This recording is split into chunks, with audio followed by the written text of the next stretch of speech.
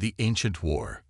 Captain Marcus Rivera stood on the observation deck of the UNS Pathfinder, staring into what humanity had designated as the Crimson Expanse. The name fit perfectly. Space itself had been stained red by 800,000 years of continuous warfare. The very fabric of reality, scared by weapons that defied human understanding. Energy discharges the size of solar systems flickered across the void like cosmic lightning, while gravitational weapons twisted space-time into impossible geometries. Captain, we're receiving standard threat warnings from both factions, reported Lieutenant Sarah Kim from the communications station. Her voice carried the tension that had gripped the entire crew since they'd entered this cursed region of space. They're telling us to leave immediately or face annihilation. Rivera nodded without taking his eyes off the spectacle before them. The UNS Pathfinder was humanity's first true deep space exploration vessel, equipped with experimental technology that pushed the boundaries of human engineering. But compared to what they were witnessing, their ship might as well have been made of paper and hope. Any indication they consider us a threat? Rivera asked. Negative, sir. Their messages classify us as primitive biologicals beneath their notice. We're being warned away for our own safety, not because they fear us. Dr. Amelia Cross, the ship's xenorchaeologist and quantum historian, approached the captain with her latest findings. Her face was pale, and her hands trembled slightly as she held her data tablet. Captain, I've completed my analysis of the quantum echoes in this region. What we're seeing here, it's beyond anything we imagined. Rivera turned to face her fully. Dr. Cross had spent the last 15 years studying ancient alien civilizations, but he'd never seen her this shaken. Report, Doctor. The war between the Zephyrian Dominion and the Helix Confederation began 847,000 years ago, over control of a single star system rich in exotic matter. But, sir, that star system was destroyed 800,000 years ago during the early stages of the conflict. The original cause of the war literally no longer exists. Then why are they still fighting? Dr. Cross pulled up a holographic display showing the quantum residue patterns she'd been analyzing. Both civilizations underwent what they call the Great Transcendence about 750,000 years ago. They evolved beyond physical existence, becoming pure consciousness entities that exist partially outside our dimensional framework. They possess technology that can manipulate matter at the quantum level, reshape reality itself, and process information across multiple dimensions simultaneously. Rivera studied the data, his mind struggling to comprehend the implications. If they're that advanced, surely they must realize their war is pointless. That's just it, Captain. They've become so removed from their original physical existence that they've lost the ability to conceive of existence without conflict. War has become their natural state, their default mode of being. They fight because they cannot imagine not fighting. It's like, imagine if breathing became a conscious choice and you forgot how to make that choice. Through the observation deck's reinforced windows, another massive energy discharge illuminated the void. Two fleets, each containing thousands of vessels that defied conventional physics, engaged in a battle that would reshape entire sectors of space before dissipating into quantum foam. The combatants moved with perfect precision, their tactics refined over hundreds of millennia, yet neither side ever gained a decisive advantage. How is that possible? Rivera asked. With their level of technology, shouldn't one side have achieved victory by now? They're perfectly matched, sir. After 800,000 years of warfare, both civilizations have evolved identical levels of technological sophistication. Their weapons systems, defensive capabilities, and strategic thinking have reached a state of absolute equilibrium. Every battle ends in a draw. Every strategy is perfectly countered. They've created the perfect stalemate. Commander Elena Rodriguez, the ship's tactical officer, joined the discussion. Captain, I've been analyzing their battle patterns. They're not fighting to win anymore. They're fighting to maintain the fight. Their engagements follow ritualized patterns that ensure neither side can achieve victory. It's like they're performing some cosmic dance that must never end. Rivera felt a chill run down his spine. How many beings are involved in this conflict? Each civilization consists of approximately 50 billion consciousness entities, Dr. Cross replied. That's 50 billion minds that have existed for 750,000 years, with no purpose except warfare. They've forgotten what peace feels like. They'd forgotten why they wanted to exist in the first place. The scale of the tragedy hit Rivera like a physical blow. 100 billion sentient beings trapped in an eternal cycle of meaningless violence, unable to break free because they'd lost the conceptual framework to imagine alternatives. It was perhaps the greatest tragedy in galactic history, and no one had ever even attempted to address it. "Sir," Lieutenant Kim interrupted, "we're receiving a more urgent warning. Both fleets have detected our approach and are ordering us to retreat immediately. They're expressing confusion about our trajectory. We're heading directly toward the combat zone." Rivera looked out at the swirling maelstrom of destruction ahead. "Dr. Cross, is there anything in your research that suggests a solution to this situation?" "I've been working on something, but it's purely theoretical. I call it the Silence Protocol." "Explain." Dr. Cross activated her personal workstation, displaying complex psychological and sociological models. Both civilizations have become trapped in what psychologists call a behavioral loop, a pattern of action that continues without conscious evaluation. They fight because they've always fought, and they've lost the cognitive flexibility to question that pattern. How do you break a behavioral loop? You introduce an element that forces conscious evaluation of the pattern, something unexpected that doesn't fit their existing framework. But, Captain, we're dealing with beings that have transcended normal reality. They possess godlike capabilities within their dimensional space. What could possibly surprise them? Rivera studied the tactical display showing the positions of both fleets. An idea began to form in his mind, born from humanity's greatest strength: the ability to find solutions where none should exist. "Doctor, you said they've forgotten what peace feels like." "Yes, sir. They've existed in a state of perpetual conflict for so long that non-warfare has become literally unthinkable to them." "What if we showed them?" Dr. Cross looked puzzled. "Sir, I don't understand. How could we possibly demonstrate peace to beings who can manipulate reality itself?" Rivera smiled grimly. "With the one thing they don't have, the one thing they lost during their transcendence." He turned to address the entire bridge crew. "Ladies and gentlemen, we're going to do something unprecedented in galactic history. We're going to remind two omnipotent civilizations what it means to be alive." The crew exchanged uncertain glances. Commander Rodriguez was the first to speak. "Captain, with respect, what do you have in mind?" "We're going to implement the Silence Protocol, but not the way Dr. Cross theorized. We're going to use humanity's secret weapon, which is our humanity." Rivera activated the ship's intercom system. "All hands, this is the captain. In approximately 30 minutes, we will enter the combat zone of the most ancient war in galactic history. Our mission parameters have changed. We are no longer observers. We are going to end this conflict." The bridge fell silent except for the hum of the ship's systems. Outside, the eternal war raged on, unaware that its end was approaching aboard a small human vessel that both sides considered beneath notice. "Dr. Cross, I need you to prepare a data package containing everything we know about human culture, history, and psychology.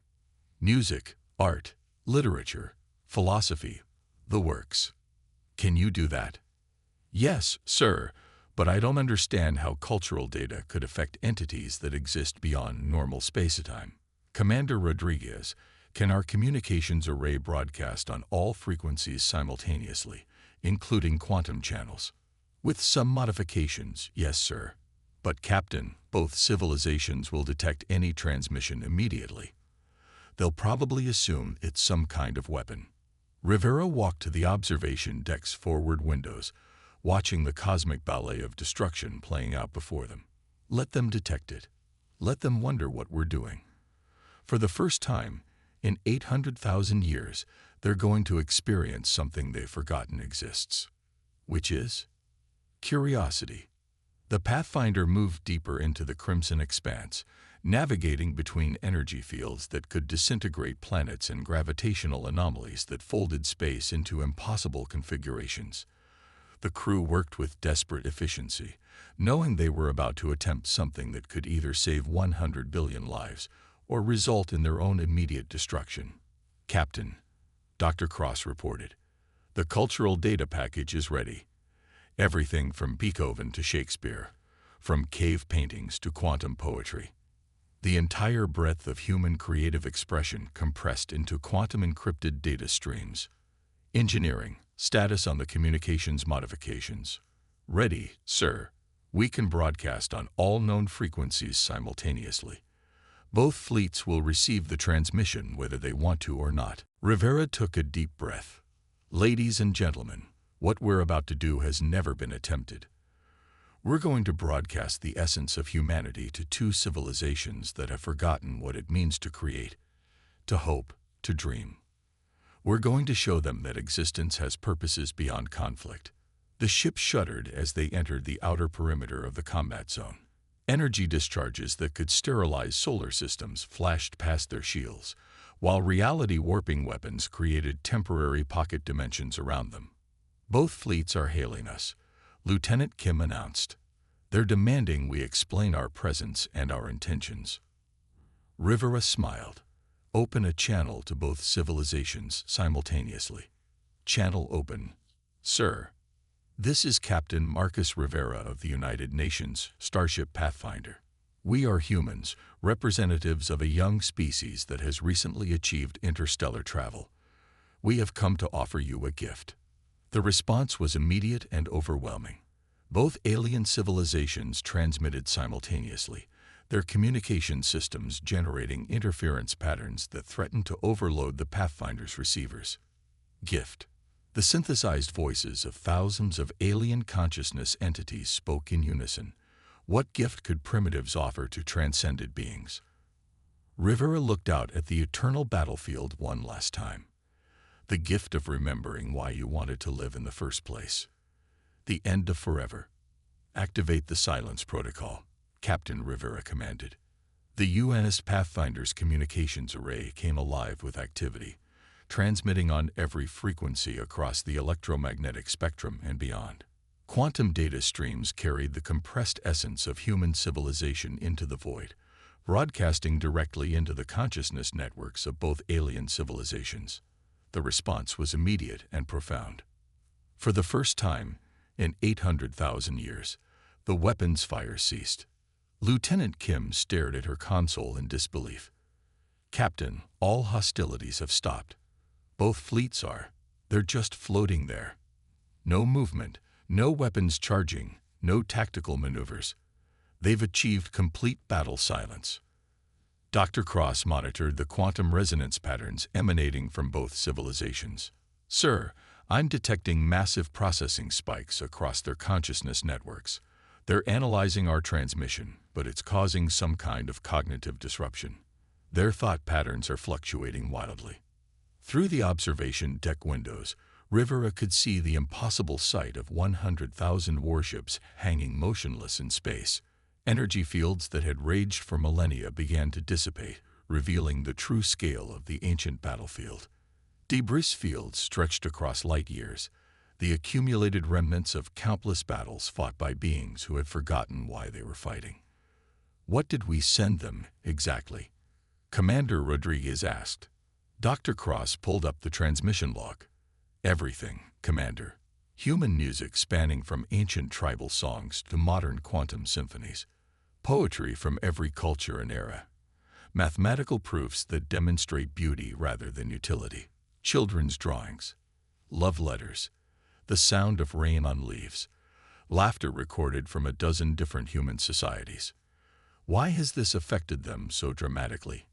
Because they've spent 750,000 years existing as pure logic and warfare algorithms. They've forgotten that consciousness can create beauty for its own sake. They've forgotten that existence can have purposes beyond survival and conflict. The ship's communications array crackled to life. A single voice, speaking in perfect English, addressed them. But it wasn't just one voice. It was the combined consciousness of 50 billion Zephyrian entities speaking in perfect harmony. Humans. We had forgotten. In our transcendence, we lost something essential. Your transmission contains patterns of thought that we have not experienced in millennia. Concepts we cannot categorize as strategic or tactical. Why do you create beauty that serves no survival function? Before Rivera could respond, the Helix Confederation transmitted their own message. Their combined voice carried a note of something that might have been wonder. Your species creates art that has no practical purpose. You compose music that provides no tactical advantage. You write stories about imaginary events that never occurred.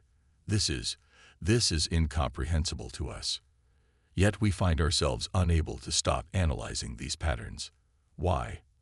Rivera exchanged glances with his crew. They had the attention of two omnipotent civilizations, beings who could reshape reality with a thought. How do you explain humanity to gods who have forgotten what it means to be alive?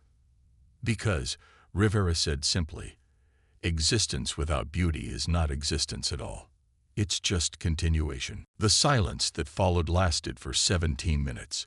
Both alien civilizations processed this concept, their consciousness networks struggling to integrate ideas that had been absent from their thinking for hundreds of millennia. Dr. Cross monitored the quantum fluctuations from both fleets. Captain, they're experiencing what can only be described as a philosophical crisis. Their entire conceptual framework is being challenged by concepts they can't categorize or strategically evaluate. The Zephyrian Dominion was the first to respond. We have analyzed your cultural data extensively. You create stories about individuals who sacrifice themselves for others with no strategic benefit. You compose music that expresses emotions we have not felt since before our transcendence. You build monuments to commemorate events that bring no tactical advantage. This behavior is illogical. And yet, the Helix Confederation added, we find ourselves experiencing something we cannot define. When we process your music, our consciousness networks generate patterns we have not seen in 700,000 years. When we analyze your stories, we experience simulations of emotions we thought we had evolved beyond. What is this phenomenon? Rivera smiled. That's what we call being alive. Commander Rodriguez leaned forward. Captain, I'm detecting massive changes in both fleets. They're powering down all weapons systems. Their battle formations are dispersing. Through the observation deck windows, the impossible is happening. Ships that had maintained perfect battle readiness for 800,000 years were standing down. Energy shields that had never been lowered were flickering off. The eternal war was ending not with destruction, but with curiosity. Humans, both civilizations spoke simultaneously, their voices merging into a harmony that created visible ripples in space-time. We have a question that we have not asked in nearly 1,000,000 years. If we are not fighting, what should we be doing? The question hung in the void like a new star being born. Rivera felt the weight of the moment, the responsibility of speaking for all humanity to beings who could snuff out entire solar systems with a stray thought. But the answer came naturally, born from the same human intuition that had created art, music, and stories. Whatever you want, he said. For the first time in 800,000 years, you have a choice. Dr. Cross gasped as her instruments detected something unprecedented. Captain, they're creating something. Both civilizations are pooling their consciousness networks and generating. I can't even describe it. It's like they're building a new type of reality.